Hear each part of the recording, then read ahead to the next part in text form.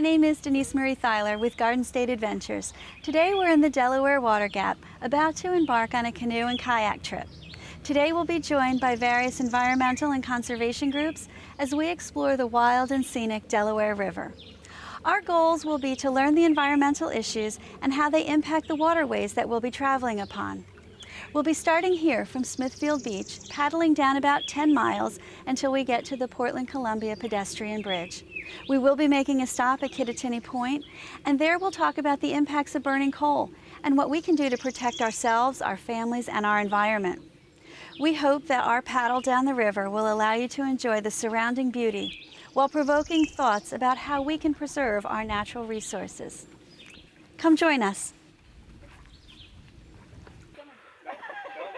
No, he's not done. No, those must have known.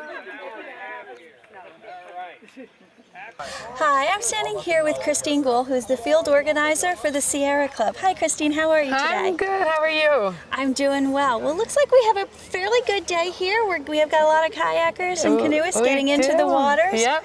And the scenery around here is just absolutely breathtaking. Yeah, it's gorgeous. Could you give us a little bit of a background about where we are? Sure. We are in the Delaware Water Gap, and we're being rushed right now. So we're in the Delaware Water Gap National Recreation Area, and we are on the Pennsylvania side. That's the New Jersey side. The Delaware River runs all the way south down to the tip of New Jersey and empties into the Delaware Bay. And this is a national recreation area that people from all over New Jersey, Pennsylvania, and New York City come to enjoy canoeing and kayaking and camping and things like that. So they do have camping set up down here too? Mm-hmm. Oh, okay. What other types of activities do they do? There's a lot of fishing. There's also power boating, in addition to the paddling and camping. There's several ski resorts in the Pocono Mountains, so there are a lot of outdoor things to do here. Wonderful. Well, they're calling us. We better get going. Yeah, they're calling Thank you. us. Thanks. What do you call today's event? This is the coalition event. So the coalition is called MAPLE, and it's Multi-State Alliance to Promote Lasting Energy. Okay. And it's Sierra Club, Greenpeace, Clean Air Council, Delaware Riverkeeper Network, Stop the Lines, and Save the Park are all part of... That's all part of MAPLE? Yep, it's all part of MAPLE. And do they have a representative here from each of those agencies? The only one that's not is Save the Park. Oh no, Clean Air Council is not here either. Oh, is that an eagle? An eagle. Oh, how fabulous. It's wonderful to see all the people out today. Little boy over there fishing. That's what I think is really awesome, is when you have the kids out there and, you know, you're really, good cast! It seems like there's just so many outdoor activities to do in this area. There is, and people don't realize how great New Jersey is. You don't realize how many outdoor opportunities as far as paddling or fishing. But now I hear that the fishing is really good up by the coal power plant. It's good by all the power plants. It's real good. It's good. It's good in the winter because the water is so hot. Right. So the fish go right to it. You don't want to eat them. Yeah, just don't eat them. And the rest of the year, I mean, the power plants, nuclear plants use 1 billion gallons a day of water to cool. Okay. Coal plants use less than that, but in the hundreds of millions. And what do they do with the water that they use? Is it recycled? They just put it back into the river. So the plant in Portland takes in hundreds of millions of gallons of water, and it's a suction system, so a lot of fish get entrained and killed in that process. And then they cool the power plant, and then they put the hot water back into the river, causing what's called thermal pollution. And then does that kill other ecosystems? It kills a lot of organisms. Although when the water is very cold, it attracts fish. So people think that the power plant is making fishing so good, but in actuality, it's killing hundreds of thousands of fish, even millions every year. But because the fish flock to the area where the water is warm, people assume that sends a different message to them. Yes. Mm-hmm. Yes. So one of the many terrible environmental impacts associated with coal and nuclear power plants. Okay. In addition to the mercury, I mean, that's what, it's especially plants that don't have mercury controls like this Portland plant. Oh, okay. If you fish outside of it, it's probably a very bad idea to eat any of the fish. Right, because they would be heavy with mercury. Yeah, have a lot of mercury. Mercury, which you get from eating fish, and all fish has mercury in it, and coal plants are the #1 producer of mercury in the country. So if you have really high levels and you have mercury contamination, you can get like kidney failure and all kinds of like neurological disorders. But for like young women, it's especially harmful. Okay. Because if you're planning on having kids, mercury causes developmental disabilities and birth defects. So if you eat fish that has mercury, high levels of mercury, then you put your fetus at risk, basically. Even if you're not pregnant at the time, it takes a few months for mercury to work its way out of your body. Are all the species contaminated? Is there anything safe to eat? Salmon, the wild salmon is good. Right. Very low in mercury. But like bass, Chilean sea bass is one of the worst. So delicious though. But it's very, very high in mercury, and it's also quite overfished. Tell me about the Genon coal plant here in Portland. Yeah, it's 50 years old, and it's one of the worst for sulfur dioxide pollution in the whole country. It's one of the top plants for that pollution, and that is something that fortunately the EPA is really looking to limit because it has such terrible public health effects like asthma attacks and respiratory illness and cardiovascular illness. So that is one of the worst types of pollution that comes out of burning coal is the sulfur dioxide. And this plant, again, is one of the worst in the country, and it's not a big plant. So for being such a big polluter and a small plant, it's a costly investment to have to install controls on a plant after the fact. And it also lowers the efficiency of the plant because the power has to go to running the controls as well as putting power into the grid. It takes more electricity to run the plant with additional control systems on it. Right. So, but you never know. I mean, if the company Genon feels like they could still make a profit, they may decide to keep the plant open and install those controls, unfortunately. Well, if they did put in these controls and they met the standards, then it would be an improvement, but there's still the issue of carbon dioxide pollution, and I think this plant puts out, it's 1.5 million tons a year.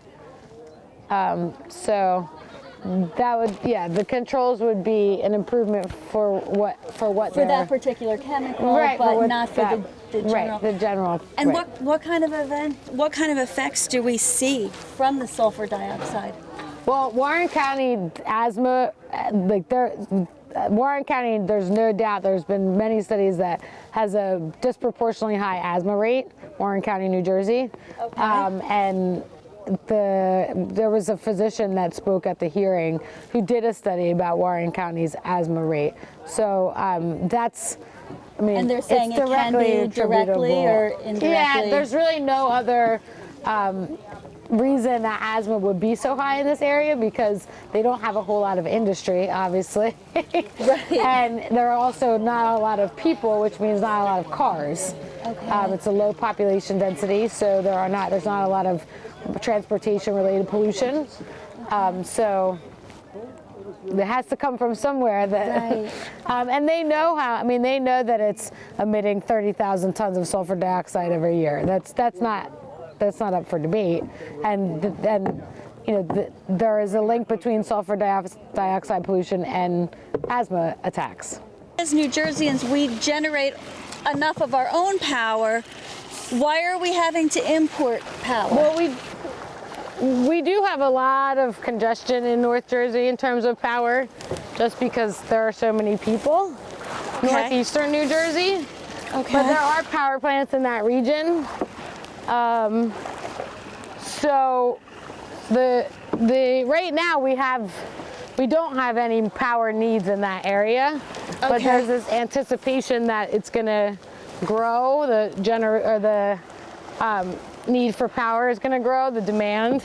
Okay. So that's why these utilities say they need to build these expanded transmission lines. Although that's now highly debatable because power demand has not grown in the last few years. Right. It's flatlined. Yeah, I'm wondering, and with different moratoriums on building and... Right. The recession's probably part of that. Okay. But also their efficiency is so much greater now in power sources that that's a contributing factor to why we don't need as much power as maybe anticipated, because appliances and electronics are so much more efficient. People are more conservation oriented than they used to be. And part of that is probably because of the economy right now. People are thinking about saving money and using less power, but it means that power demand is reduced, which is good. Right. I don't think anyone's suffering by shutting their lights or television off or using power strips or keeping their thermostat, 2 degrees lower in the winter and 2 degrees higher in the summer. Right. People have to be willing to make concessions because we do need power. Do you hear that people are not necessarily eager to do that, though? People want to have, a lot of people are hesitant to change or to buck the status quo. I just think it's hard to do on a scalable level where it really has an effect. It's hard to make a change on a scalable level. Like, people are doing it because the economy is affecting everybody. Sure. But to say to people, in order to keep power demand low, we have to do X, Y, and Z, it's hard to get a large number of people to comply. I see. Or a large enough number, I should say. So green out here right now. The rain has brought us some really nice leaves. It really has. Everything's just kind of perked up and...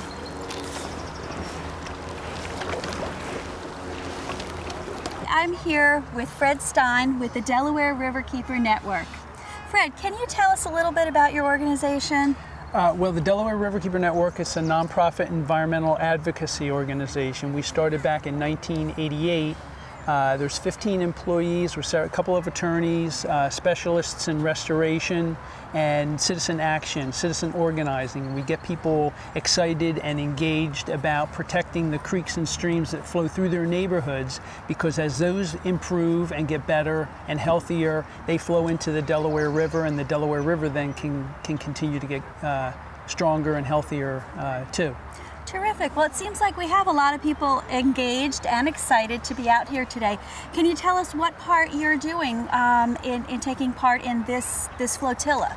Well, the flotilla's focus is to raise the public's awareness on the impact that coal has on our entire environment, but also what my focus is on the Delaware River and the tributaries, the feeder streams of the Delaware River, because this coal plant in Portland, but also coal plants across the nation, especially those that have plumes of exhaust that float over the Delaware River, pollute the river. And they bring pollutants that don't go away. They bring mercury as a big one, but they also bring sulfur dioxide. And so our goal is to raise the public's awareness so that people start realizing that turning on that light has a cost, and that the more we can conserve, the more we can conserve energy in our homes and the things that we do, the small steps really matter and can protect the river. That's very important. I think that raising awareness is an excellent thing, and we really need to get out and to be talking with our communities. What advice would you give to the average citizen who's at home and saying, how can I do my small part? What advice would you give us? No, that's a tough question. It's what we hear all the time. We're talking about changing people's lifestyles. It was always easy with dischargers, point source polluters, the big companies to say, you guys have to do a better job, and that was expensive to make them do a better job. Now it's you and I that need to do what we said: turn out the light. Not let the water run while you're brushing your teeth, not drive every place we need to go, not buy bottled water. And there's simple things, but they're hard to do because we live in a very fast-paced lifestyle, and to get everybody to do that, and there's always but there is always one person in the family that seems to be the little environmental policeman, and we need to listen to them more. Absolutely. The one thing, if I can add, Sure. We many of us in the environmental community and in environmental regulators say, talk about, and with pride, that the Delaware River has gotten cleaner over the last 50 or 60 years thanks to environmental regulations like the Clean Water Act. Right. And it's a great thing. But it's not 100% true, because while there isn't human waste floating down the river like there used to be, the river's clean and clean smelling. The airplane pilots used to be able to smell the Delaware River as they were flying over it on their way to Philadelphia Airport. They could smell it. Dock workers in Philadelphia would pass out because of the chemical soup. It's gotten much better than that, but there's chemicals in there today from coal-fired power plants, mercury and others, from stormwater runoff, hydrocarbons from our cars and gas, that still are going into the water and still contaminating. And it's not just a fuzzy wildlife tree hugger type of an issue. These are issues that affect our human health. Right. And where can we start to make a difference? We can make a difference by choosing where we get our energy from. If you get a mailer and it says that you can spend $6 or $10 or $12 more a month but get your energy from renewable energies, you have to make that choice, because it's $12. It's where you're going to pay the price. You're going to pay it in the front end and get renewable energy, or pay the extra money and get the CFL bulbs, or you're going to pay it when you go to see your doctor more frequently because you have asthma or respiratory issues. We're going to pay. You just have to ask yourself, where are we willing to pay? So as consumers, we do have a lot of choices. We have a lot. I thank you so much for spending the time. It was a pleasure. Same with me. Thank you. Hi, I'm here today with Elliot Ruga of the New Jersey Highlands Coalition. Hi Elliot, how are you today? Good, how are you, Denise? I'm doing well, thank you. Could you tell us a little bit about your organization? Yes, our organization, the New Jersey Highlands Coalition, has been around since 1988. We are a network of 54 member organizations throughout New Jersey, and we advocate for the protection of the Highlands water and its other natural and cultural resources. Wonderful, wonderful. Can you tell me what your goal is in participating in this flotilla today? Yes, we have a common interest in the emissions that come out of the Portland power plant that basically come into the New Jersey Highlands, bring mercury into our reservoirs and lakes and other waterways, killing the fish, really making the water unsuitable to perform its ecological services that we rely on. And also we oppose the Susquehanna to Roseline power line upgrade, because the impacts on that will have severe effects, because it goes through the heart of the most sensitive forests of the New Jersey Highlands. Okay. You talked about some of the impacts. I know there's going to be environmental impacts. Are there health impacts as well? Well, considering that the New Jersey Highlands is the water supply for more than half the state of New Jersey, and our largest businesses that rely on that water in their manufacturing, keeping the quality of that water at a high level is very important, both for health reasons and for economic viability. And coal and the transmission of coal electricity through the highlands has health impacts, has environmental impacts, as well as economic impacts. Getting all of this information out to the public, what would one important focus be to let the consumer know? What can I do in my everyday life? There are all sorts of things that people can do at home and at their office to be more conscious of the energy they use, that they require, because we've seen in the past 10 years energy demand has dropped significantly, and that has to do with people making conscious decisions to be more conservative with their energy use. With the power lines, could you tell me what areas would be affected?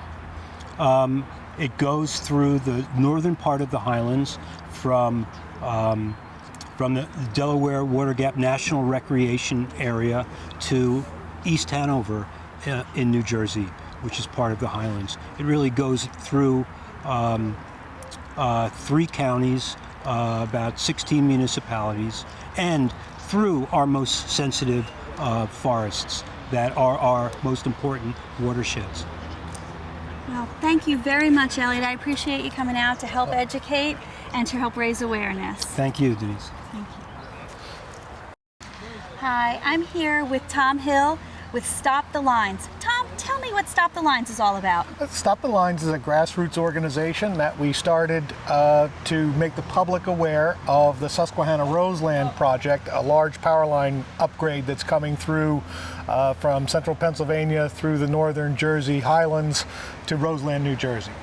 Tell us what's happening with that proposed, the proposed changes that are coming with the lines. Currently, there's towers that are about 85 foot tall with 230 kilovolt power lines on them. There's 3 wires and 2 ground wires, and they fit in the forest floor as best as possible for power to get to the North Jersey area to supply PSE&G customers with electricity.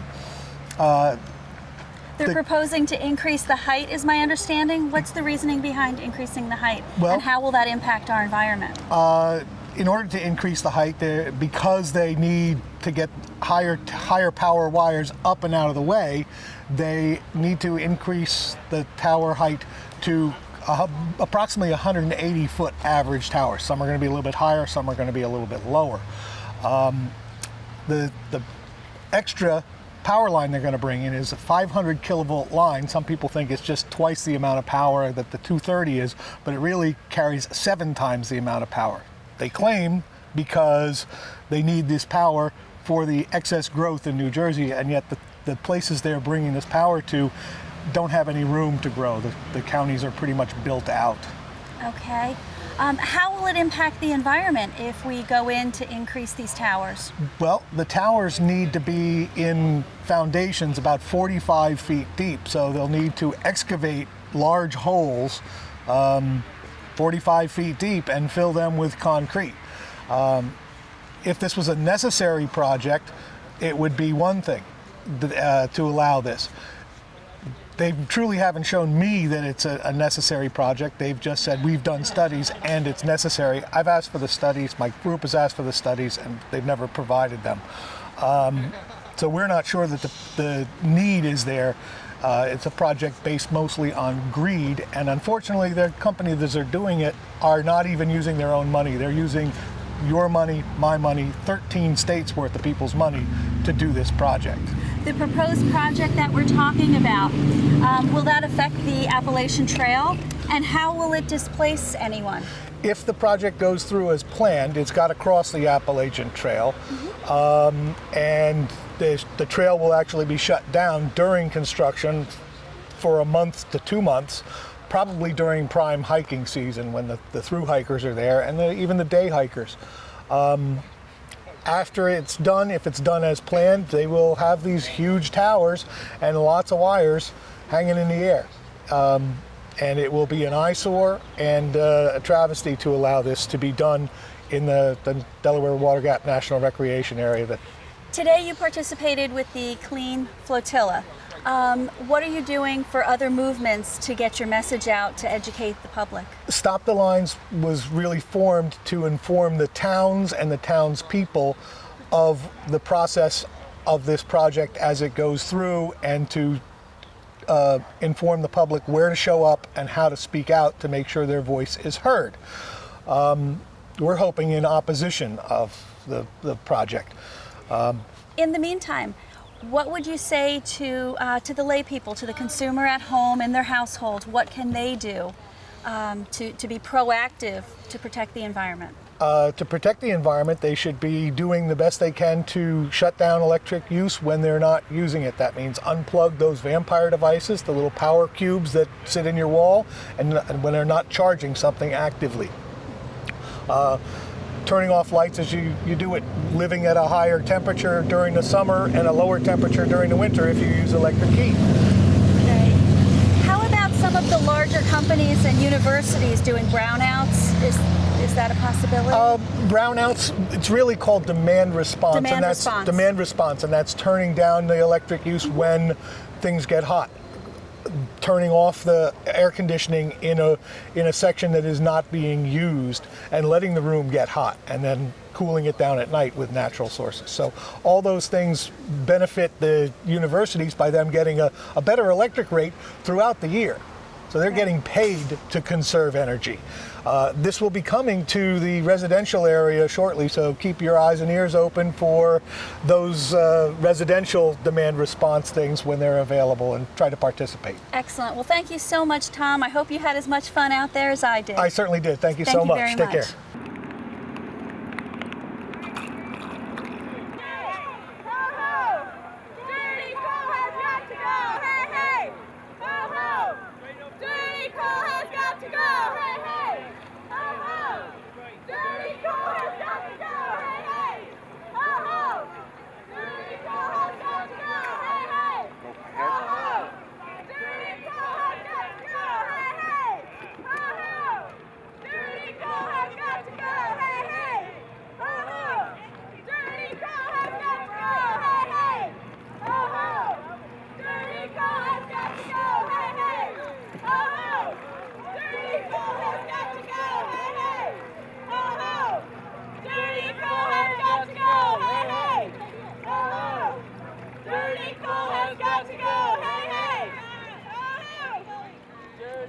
Well, we've made it to our destination. We're at the Portland-Columbia Pedestrian Bridge. I hope that you've enjoyed the trip. As you've gotten to see, the Delaware River has a magnificent natural beauty all of its own. And as you've heard, many people are very concerned about its future. I hope that this program is helping to raise your awareness. We all have choices, and it's those choices that we make that can impact the future of our environment. If you're interested in any more information, please check us out on the website, gardenstateadventures.com. I'm Denise Marie Thyler. Thank you.